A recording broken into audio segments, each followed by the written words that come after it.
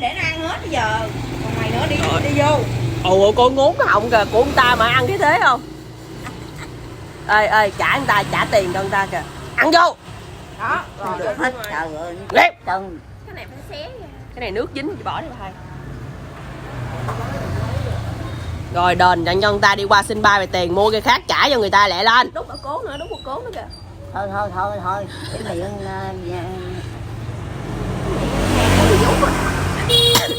trả cho người ta lẹ. Trời ơi, của người ta mà đi bưng nguyên dĩa qua mình luôn. Đút vào cố đi. thôi không ăn.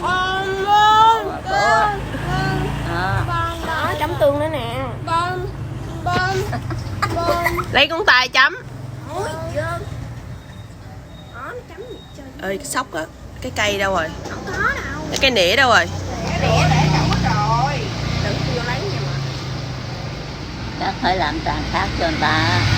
Thằng nó ăn thịt rõ ràng có một chiên mà quá. Thì nó nếm rồi xong cái này Làm lại cho người ta khác đi kìa.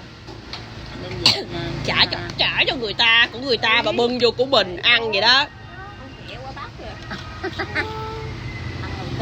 Ăn đi ra. Trời nhai lẹ lên. Nhai nãy giờ chưa xong. Thấy thua không? Nãy giờ viên này nữa, viên thứ hai. Của ông ta mà ăn dữ à?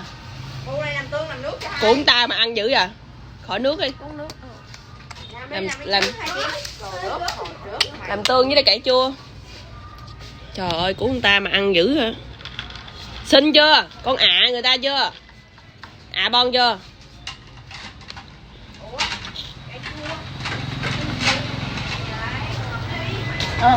Thằng ngồi thích cái té hoài, ngồi thích vô.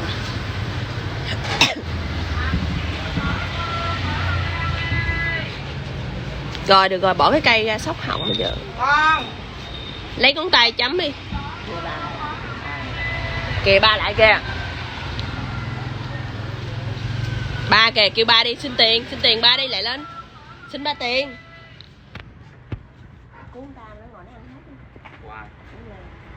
Sao cho con ăn? Con nói nè. Nó ăn kéo của ta mà nó kéo lại của Sao nó hư vậy ăn. sao? Sao con hư vậy? Suốt ngày cho nó ăn tương vậy? Hả? Khóc chứ bây giờ khóc cái gì mà khóc?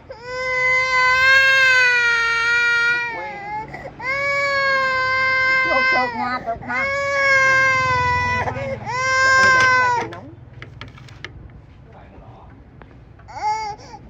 Hết rồi, mất tiêu rồi. Đâu rồi? Chụp ha rồi.